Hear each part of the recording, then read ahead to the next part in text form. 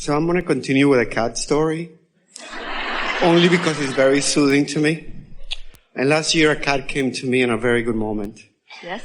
I needed a cat in my life, so I was losing something very precious to me. I couldn't do anything to fix it. So I let go of the resistance. And I was okay with where I was and with whatever would happen. And things started to happen the right way. I'm here today because of that. So as I have life again, and I started living again, the desires come back. There's manifestations now. There were strong connections. Abraham being one of those. A stronger connection because I already had Abraham in my life, and that's one of the things that got me through it. So I attach to certain things. I desire certain things. I know everything is fine. I let go of them. But at the same time... Well, we don't want you to let go of your desire. But sometimes you have to let go of thinking about it in order to let go of the resistance of it. You never let go of something you want. It's in your vortex, and it's making its way to you, or it's ready for you to be ready for it. But sometimes you have to, in essence, let go of something, meaning stop thinking about and talking about it, because every time you pick up the stick that is that subject, you activate the resistant end of it. So if you can just let go of it, like I'm just not going to think about that for a while, then the resistance subsides, and then you can start moving toward it again. And that's what got me through it last year. Stop thinking about it. Stop seeing the little that I had. But as I'm here now, and I'm wanting to go back to that, there's no going back. There is a going back, but... Going back to what? Going back to not thinking about it? Going back to what? What did you mean? I was free. The only freedom is freedom from resistance. Do you hear what he's saying? He's saying that when there's something that you want and it doesn't look like it's coming, it just tortures you. And the more you want it and the more it doesn't come, the more it tortures you. But if you can let go of it, now we're not asking you to let go of it. We're asking you to let go temporarily of the need for the manifestation of it while you allow the idea of it. But in any case, when you let go of whatever is causing the resistance, you're free, because the only thing that binds you is resistance. The only thing that causes tension or discomfort is your own resistance against your own desire. So this is a big conversation. It's an old conversation. It's an old conversation about let go, let God. It sounds very nice. Well, just don't think about that anymore. Well, thanks a lot for that advice, because it's hard not to think about something that really matters. But if thinking about it is really, really painful to the point that to even survive, you've got to stop thinking about it because it is so painful, well, then maybe you'll stop thinking about it and maybe you'll come back into your freedom. It doesn't have to be that hard, though. We've talked a lot about an easier way all day here today. But you still get there, right? So what is it you want now? Sometimes when you try to explain how you got to where you are, you get confused. Well, I have a question. We want to talk about where you want to be from where you now are. The question that is coming to me, and I keep listening, the connections are stronger. The messages are very strong. It hurts when, and you just said it before, but maybe you need to... Yeah, we're going to say it again, but finish your sentence. And I want to say freedom, I want to be okay with losing the connection. And no, I did. And because if I got back from that, which it was so, what people would consider bad, and it was so delicious, even to be there and say, it's fine. Like the person that sat here with the friend that had a skin condition, and you said it, stop thinking about it. So I was free. And well, when something feels bad, you're not on that receiving mode path. If it's feeling bad, you're not on the receiving mode path. You're on the digging in your heels to the resistance. But you see, let's talk about this. This will help everyone. So do you know why you ever feel negative emotion ever? It's because you've told your inner being through life that you want a certain thing. And your inner being is there with the vibrational essence of what you want, but you're not. That's what negative emotion is every time. It's you having asked for something that you're not lined up with, and the negative emotion is the tension that then is happening. Sometimes people say, Abraham, you teach selfishness. And we say, yes, we do. In fact, when we were talking about service not being what you're really wanting, some of you were feeling discomfort in even that notion. But what we want you to understand is that if you are not selfish enough to be in alignment with who you are, then you're not in the receiving mode of the energy, and you don't have anything to give anyone anyway. You can't be of service unless you have the vibration from which you serve. Step 1 is you ask. Step 2 is source answers. Do you know that when you're in the receiving mode, often you were inspired to be the step 2 step for someone else? You know how we've talked about when someone makes their transition and you are missing them, and sometimes a bird will be the messenger that will let you know that they are thinking about you or that they are there with you, because birds are plentiful and they're always tuned in, and so they often receive the impulse from a non-physical dearly departed, and they carry the message to where it is wanting to be carried. And so sometimes you are the step 2 equation for someone else if you're in the receiving mode. When you're in the receiving mode, then this giving and receiving and giving and receiving is just flowing through you, and you feel wonderful. And so anytime you feel negative emotion, it just means that for now you are not in that receptive mode. So you want to talk about something specific? Yes. Where I am right now is I feel like I'm in Pampers, in the sense of... You feel that you are what? In Pampers concerning the law of attraction. Because the law of attraction is there, is a law. But you see, that is not a helpful statement to you, and it's not even true. Earlier today, we were talking about how you are now in the place, you get this now. So stop telling that old story and talk to us about where you want to be in relationship to where you are. What is it that you want? Why are you tortured? I feel that the desire is for something more connected. What you feel is for more awareness and a bigger manifestation of your desire. But you can't get there from there.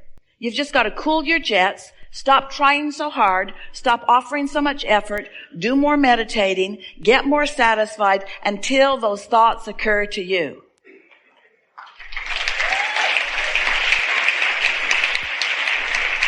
That's just the way it has to be, because when you feel that sort of frustration, I know that I want something, I just don't know what it is, and I don't know where I'm going to find it, and I don't know how to get there, and you can just tell that story forever and feel like that forever.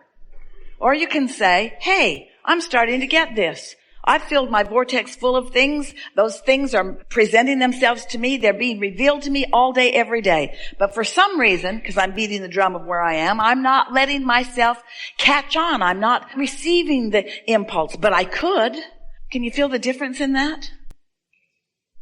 What struggle is, and you're depicting some struggle. What struggle is trying to fix it through action, trying to think it through.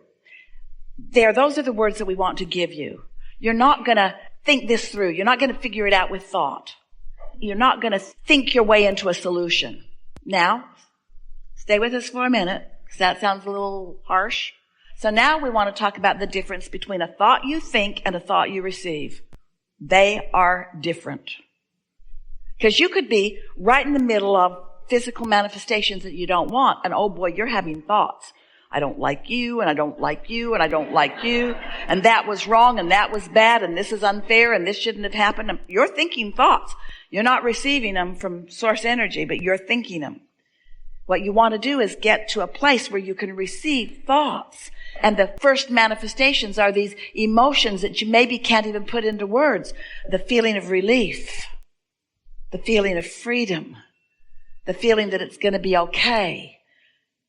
You can't figure out how. It's too soon to put all of that into place, but you just feel like it's going to be okay. And then you meditate another day and you still feel like it's going to be okay. And then you meditate another day and then you have a thought, a clear thought about something that just feels good to you when you think it. And that's when you start saying, I'm coming back to life.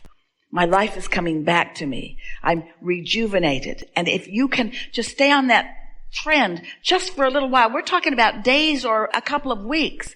Then it begins opening to you and off you go. But the struggle can last forever. When you try to think your way through stuff, because, you've got so many things to think about. And there are so many people that want to tell you what to think and that are thinking about what you're thinking about. And then there's all that conflict about who's right about what you're thinking about. Thank you. And my last question is, Abraham and angels, are they the same thing or are they different? Everyone who has ever been in physical form, when you reemerge into non-physical, you're non-physical. Call them whatever you want.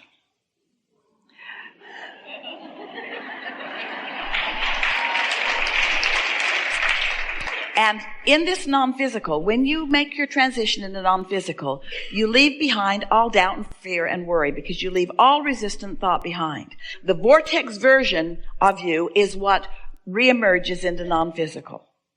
So, all of this non-physical,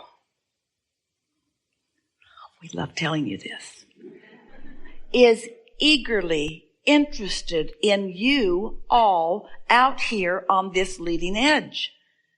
Think about it. If thoughts are turning to things, if that's the progression of creation, then isn't it logical that this creative energy that you think of in all kinds of different terms, you often call it God, that creative energy is forward moving out here on the leading edge with all of you?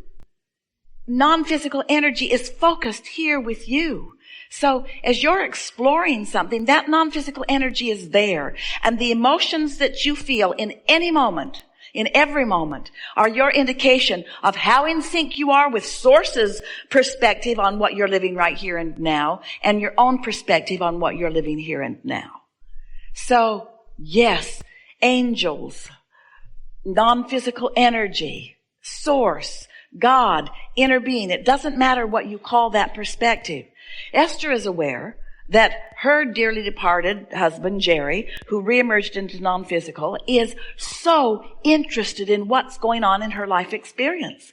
She finds so many things, and she knows for sure that she's receiving that thought from that higher perspective who is intimately interested in the specifics of what she is still doing that he was interested in when he was here in his body. He's still interested in the gardens. He's still interested in the river stream in Texas. He's still interested in this body of work. He's still interested in every question. People who can see energy can see him standing here on the stage. Anybody got a glimpse of Jerry here today? He is right here. And so no one ever leaves. No one ever goes anywhere. You have so much backup. But for the most part, you've pinched yourself off from that help, from that intuition, from that backup, from that non-physical awareness of where you are in relationship to everything you want, because you're so busy efforting and struggling and remembering and comparing and measuring and justifying and defending and so forth. So, once you chill, you get more in the receptive mode, and then you'll have more awareness of all of that. And it's so fun to flow and blow with non-physical energy flowing through you. A sense of invincibility comes over you. You just know right place, right time all the time. Just doesn't even matter. The other day, Esther quite often will hand a $20 bill out the window to someone who's standing there with a sign. And often she knows that they're just part of some business and they're going to take it off and do something else with it. But she gets an impulse. Sometimes it's really strong. So the other day, there's a man standing over and she is turning left, and there's a car between the man and Esther, and she realized she had time because the light had just turned red for her. And so she rolled down her passenger window and she honked the horn and she said, "Come this way." And he came and he stuck his head in the passenger window, and she handed him a $20 bill and gave him a thumbs up. She wanted him to move so that he didn't get run over. He was so excited when he realized he had money, and quite a lot of it, and he ran into McDonald's. And Esther thought, this was the most satisfying thing I have felt in a really, really long time. And she had decided she was going to go get some juice that morning. There are infinite places that she could get juice. Why was that the one that was inspired to her? She knows for sure that she was going to be a step 2 part of somebody's step 1 asking, that she was going to get to be that. And when it manifested, She felt the exhilaration of all the non-physical angels, if you want to call it, his inner being, her inner being, everybody in on how this was going to work out for him and for her.